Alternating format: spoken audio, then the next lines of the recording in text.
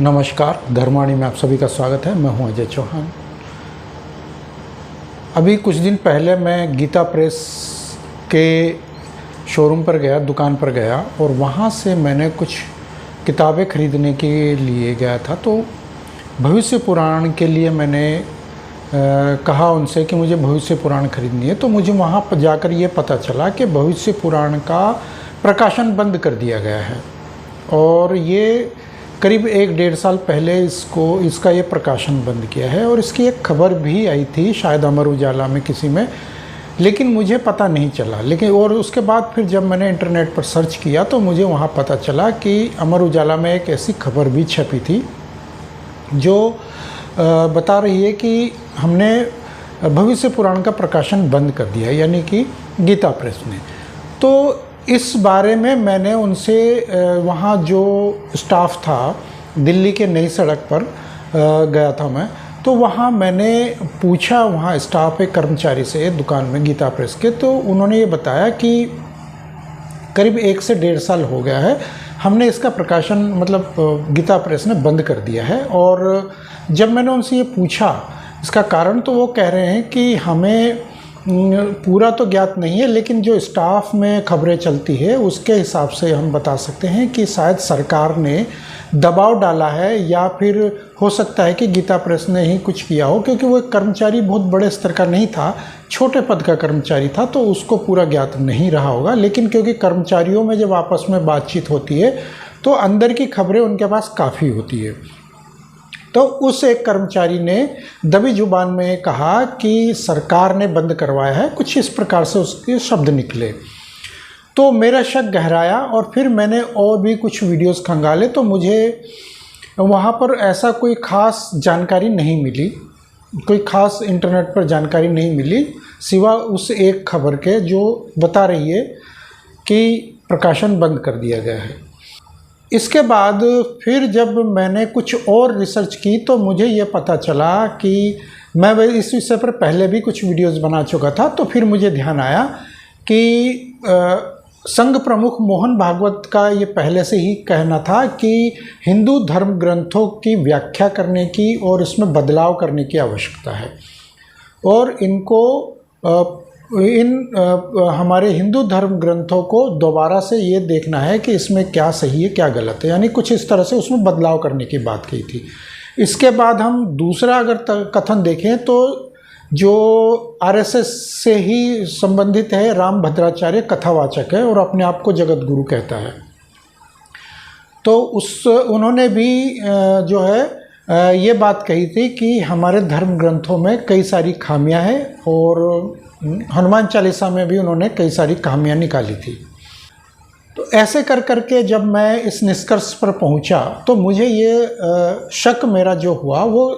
गहराता गया, और कहीं ना कहीं मुझे ये आभास होने लगा कि हो न हो संघ ने या सरकार ने, जो तथाकथित हिंदूवादी और राष्ट्रवादी, जो तथाकथित राष्ट्रवादी और हिंदूवादी सरकार है,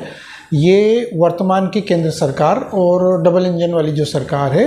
कहीं न कहीं इसी का जो प्रभाव है या इसी का दबाव है, जिसके चलते ये भविष्य पुराण का प्रकाशन बंद किया गया है। या फिर ये भी हो सकता है कि इसमें कुछ न कुछ बदलाव के लिए दबाव डाला गया हो। तो यहाँ अगर हम ये देखें कि इसमें ऐसा क्या होगा, क्या ऐसा है जिसमें बदलाव करना चाहती होगी सरकार, या फिर इसको कुछ एकदम काल्पनिक मान रही है, तो इसमें सबसे पहले हम देखें कि ये जो ईसा और मूसा का इसमें जो भविष्यवाणी की गई है उसको लेकर के, क्योंकि ये पसमानदा सरकार है और सुल्तान माने जाते हैं, बहुत अच्छे बहुत बड़े सुल्तान माने जाते हैं उस विशेष समुदाय के लिए, तो ये सरकार उन्हीं के लिए समर्पित है और उन्हीं के लिए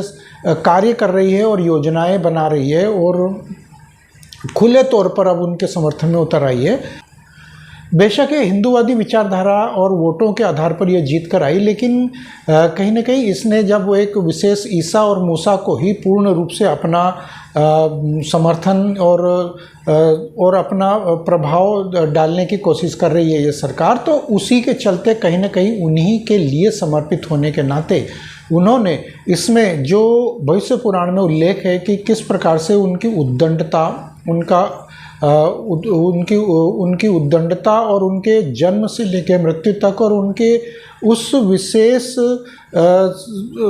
धर्म और रिलीजन और वो उनका जो मत पंथ वगैरह जो भी है, तो उनको किस प्रकार से वो उदय होगा उनका, और किस प्रकार से वो अत्याचार करेंगे और किस प्रकार से उन असुरी शक्तियों का जो है अंत होगा, ये सब उसमें बताया गया है विस्तार से। तो उसी को देखते हुए कहीं ना कहीं ये महसूस होता है कि इन्हीं लोगों के द्वारा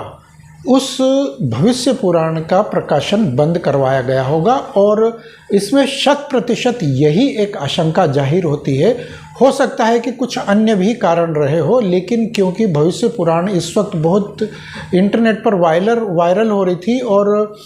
काफ़ी उसके जो है वीडियोस भी मुझे अब नहीं नज़र आते जितने कि पहले आते थे, तो ऐसे कई उदाहरण हमारे सामने हम देख सकते हैं। तो यही एक वजह रही कि उन्होंने हो सकता है कि भविष्य पुराण का जो प्रकाशन बंद करवाया या करा, या उसके अंदर की इस प्रकार की जो खामियां हमने देखी, तो या फिर हो सकता है कि जैसे भविष्य में हमारे और भी जो रामायण है या अन्य प्रकार के ग्रंथ हैं, तो उनमें से भी कई ऐसे जो उसमें जो बताए गए हैं रहस्य या भविष्य के आने वाले एक समय के, तो उनको भी हटाया जा सकता है और हमें इस बात की भनक भी नहीं लग पाएगी, क्योंकि आम और साधारण हिंदू आजकल पुराणों को, वेदों को मानता नहीं, पढ़ता नहीं है।